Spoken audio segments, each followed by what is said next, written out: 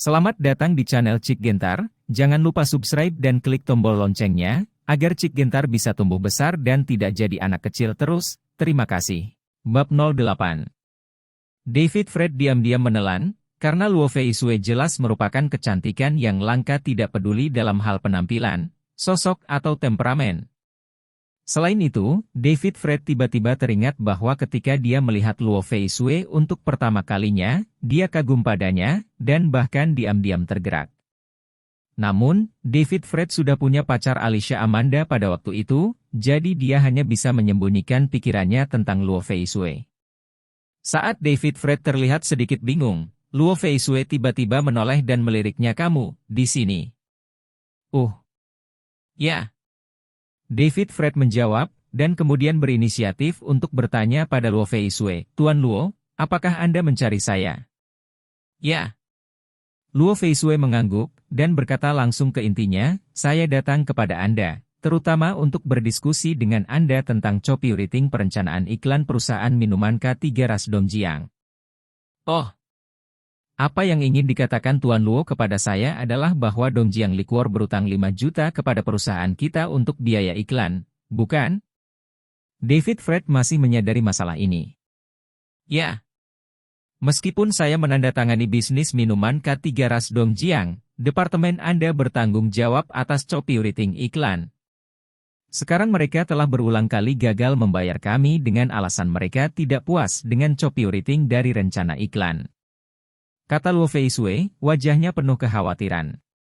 "Departemen kami menyiapkan iklan Dongjiang Liquor selama 3 bulan. Dia juga secara khusus mengundang siswa muda populer Chen Qingyun untuk syuting dukungan iklan, dan iklan tersebut telah dipasarkan, dan menilai dari informasi umpan balik dari berbagai saluran, efek dari iklan tersebut cukup bagus. Mengapa Anda menghadapi kenakalan berbahaya dari industri minuman K3 Ras Dongjiang?" David Fred tidak bisa menahan cemberut dan bergumam. "Efeknya bagus. Tetapi You Dahong, bos Dongjiang Liquor, mengatakan kepada saya bahwa dia sangat tidak puas dengan copywriting dari rencana iklan ini, jadi dia dengan sengaja dan jahat tidak membayar biaya iklan perusahaan kami. Terutama biaya pengesahan yang dibayarkan kepada Chen Qingyun dibayar oleh perusahaan kami terlebih dahulu. Karena itu," Luo Fei Sui berkata, "singkatnya, jika biaya iklan tidak dapat dipulihkan, perusahaan kami akan menghadapi krisis keuangan yang besar dan bahkan terancam bangkrut." "Tidak puas? Apa yang dipikirkan You Dahong? Apakah kamu menyukainya?" David Fred sedikit kesal, itu jelas mempersulit orang lain. Di lingkaran bisnis Jiangbei, You Dahong adalah sosok yang cukup terkenal minggu ini, tetapi reputasinya sangat tidak baik. Dikatakan bahwa You Dahong awalnya bajingan di pasar, tetapi dia memiliki beberapa kecerdasan. Pada tahun-tahun awal, dia memulai bisnisnya dengan menjalankan berbagai bisnis abu-abu, dan kemudian dia berlindung di Fentong, kekuatan bawah tanah paling terkenal di Jiangbei. Dengan perlindungan Fentong, bisnis You Dahong semakin berkembang, dan dia bahkan membuka perusahaan minuman keras Dongjiang, yang cukup makmur dan perusahaan terkenal. Untuk memperluas pasar, You Dahong mendekati Ling Media, berniat menginvestasikan sejumlah besar 5 juta untuk iklan Dongjiang Liquor, dan membayar deposit 500.000 di muka untuk kinerja perusahaan. Luo Fei Sui menandatangani kontrak dengannya. Setelah produksi iklan selesai dan dipasarkan, efeknya cukup bagus. You Dahong juga sangat puas pada awalnya, tetapi untuk beberapa alasan, ketika Luo Fei Sui meminta pembayaran akhir 4,5 juta, dia berulang kali menggunakan berbagai alasan. Itu telah menunggak selama setengah tahun sejauh ini.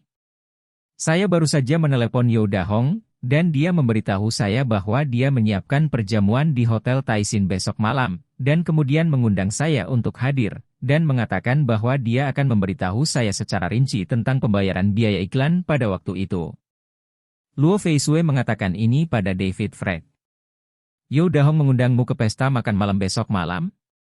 David Fred terkejut ketika mendengar itu, dan segera mengingatkan Luo Fei Sui, "Tuan Luo, sebaiknya kamu tidak pergi ke janji.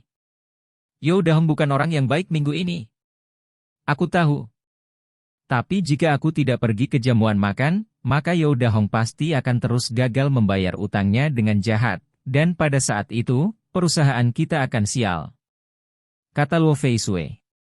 Tapi Tuan Luo, jika sesuatu terjadi pada Anda saat Anda pergi ke janji temu, maka keuntungannya tidak sebanding dengan kerugiannya. David Fred mengingatkan Luo Feisue lagi. Sebaiknya aku pergi ke janji temu.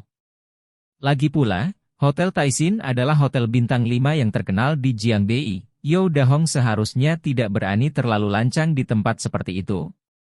Dan aku akan melindungi diriku sendiri. Luo Feisue kata sini, dia menggosok dahinya dan berkata kepada David Fred, bagaimana dengan ini, David Fred?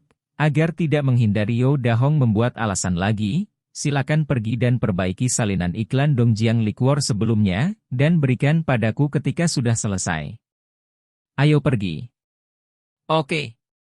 David Fred ragu-ragu sejenak, tetapi masih setuju, lalu dia memikirkannya, dan kemudian berkata kepada Luo Feisue, Bos Luo, menurutku kamu tidak harus melakukannya pergi ke janji temu sendirian. Saya juga ingin setelah masalah ini, saya awalnya ingin meminta kapten keamanan perusahaan untuk menemani saya.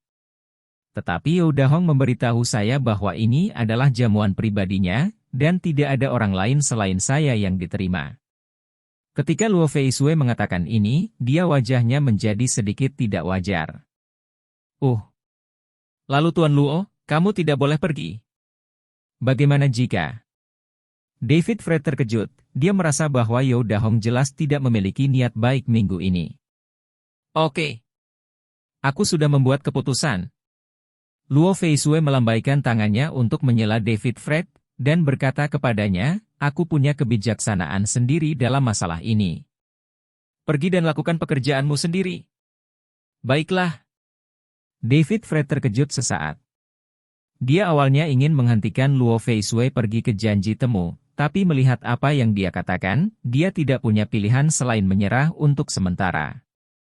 Lagi pula, kepribadian Luo Feisue terkenal kuat, begitu dia membuat keputusan, sangat sulit untuk mengubahnya. Pada saat itu, David Fred meninggalkan kantor Luo Feisue dan kembali ke kantor kreatif di lantai 2. Begitu dia memasuki pintu, seorang gadis muda datang dan menyapa David Fred, Kakak Yun, selamat pagi. Xiaomi, selamat pagi. Begitu David Fred melihatnya, suasana hatinya yang mudah tersinggung meningkat pesat. Gadis muda ini adalah You Xiaomi, 23 tahun, dia belajar desain periklanan di perguruan tinggi, dia direkrut ke perusahaan media periklanan Ling segera setelah dia lulus, masuk ke departemen kreatif, dan menjadi asisten David Fred. You Xiaomi tidak terlalu cantik, tetapi penampilannya luar biasa murni. Tingginya hanya sekitar 160 meter dan memiliki sosok yang ramping. Terutama kakinya yang indah, lurus dan ramping, dan kulitnya sangat cerah. Ketika dia biasanya pergi bekerja, mereka semua mengenakan pakaian profesional formal, dan mereka juga suka memakai sepasang stoking berwarna daging, kemeja putih, dan rok hitam panjang sedang seluruh orang penuh dengan sastra seperti Menara Gading dan suasana muda. Pada saat ini, dua pria keluar dari ruang dalam. Yang satu gemuk dan yang lainnya kurus. Pria muda yang tinggi dan kurus berusia sekitar 26 tahun dan berusia awal 7 tahun. Dia mengenakan sepasang celana hitam, kacamata berbingkai, dia terlihat biasa dan terlihat lembut dan kurus, namanya Yuan Wang, dan dia juga dari departemen kreatif. Bos, kamu di sini. Yuan Wang menyapa David Fred begitu dia melihatnya. Usia Yuan Wang ini tidak jauh berbeda dengan David Fred. Dia masuk ke departemen kreatif Ling Media setahun sebelumnya, tapi levelnya saat itu masih pemula. Jika David Fred tidak sering membimbingnya, orang ini mungkin sudah dipecat juga sulit untuk meningkatkan levelnya, jadi dia menganggap David Fred sebagai setengah master. Direktur Fred, selamat pagi. Pria gendut bernama Ma Tianbao, berusia sekitar 40 tahun, menikah, dan seorang lelaki tua di departemen kreatif. Bersama dengan Yuan Wang, dia bertanggung jawab untuk membantu David Fred dalam menangani berbagai copywriting. Tidak banyak orang di departemen kreatif, dengan David Fred hanya ada 4 orang. Selamat pagi semuanya. David Fred mengangguk kepada mereka. Kakak Yun, aku membawakan lebih banyak teh madu grapefruit dari kerabatku di pedesaan, biarkan aku membuatkanmu secangkir dan mencobanya. Pada saat ini Yao Xiaomi berkata kepada David Fred. Teh madu grapefruit. Bagus. Aku belum pernah meminumnya sebelumnya. David Fred terkejut, lalu mengangguk. Kalau begitu aku akan membuatkanmu minuman sekarang. Yao Xiaomi sedikit tersenyum, dan mengatakan sesuatu dengan lembut. Terima kasih. David Fred mengangguk terima kasih padanya. Yao Xiaomi adalah gadis yang cukup perhatian. Hei, Xiaomi, jangan terlalu bias. Buatkan aku cangkir juga? Yuan Wang segera mengatakan ini pada Yao Xiaomi dan mengedipkan mata padanya. HMPH. Aku tidak akan membuatnya untukmu. Yao Xiaomi menatap kosong pada Yuan Wang, rona merah muncul di wajahnya, lalu berbalik dan pergi. Gagal sekali.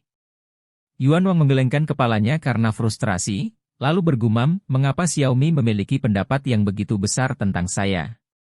Ternyata sejak hari Yao Xiaomi bergabung dengan Departemen Kreatif tahun lalu, Yuan Wang menyukai Yao Xiaomi, dia jatuh cinta padanya, dan setengah terbuka menyatakan bahwa dia ingin mengejarnya, dan bahkan meluncurkan trik seperti serangan bunga terhadapnya.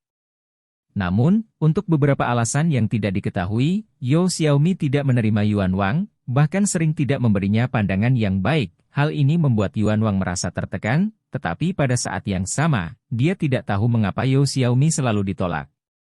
Haha, Xiao Yuan, Xiaomi, dia tidak menyukai pria dengan kepribadianmu. Ma Tianbao bercanda. Kakak Bao, menurutmu apa yang disukai Xiaomi? Yuan Wang buru-buru bertanya. Xiaomi, dia tidak suka pria yang fasih dan flamboyan. Kata Yu Tianbao, lalu menatap King Yun, dan berkata sambil tersenyum, dia suka pria seperti Direktur Fred, kan? Punya pacar, dan mereka akan segera menikah. Yuan Wang buru-buru berkata dengan wajah tertekan. Aku, sudah putus. David Fred tiba-tiba menjawab. Bos, apakah Anda bercanda dengan kami? Yuan Wang terkejut, dan langsung bertanya. Direktur Fred, jangan membuat lelucon tentang hal semacam ini. Seperti kata pepatah, kata-kata baik tidak berhasil dan kata-kata buruk berhasil. Ma Tianbao juga mengingatkan David Fred. Aku tidak bercanda. David Fred menggelengkan kepalanya, dan kemudian berkata dengan suara yang dalam, sudah berakhir dengannya. Yao Xiaomi kebetulan membuat teh dan berjalan keluar. Dia mendengar kata-kata David Fred, dan dia hati sakit. Dengan gemetar, dia bergegas dan bertanya, Saudaraku Yun, apakah ini? Apakah ini benar? Tentu saja benar.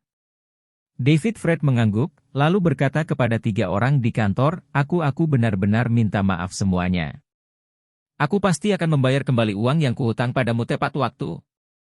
Ternyata karena David Fred tidak memiliki cukup tabungan, dia meminjam sejumlah uang dari 3 rekannya di Departemen Kreatif, dan bahkan meminjam puluhan ribu dari Zhen Yinjun. Hanya berhasil mengumpulkan cukup uang untuk mahar Alicia Amanda, tetapi pada akhirnya hal seperti itu terjadi.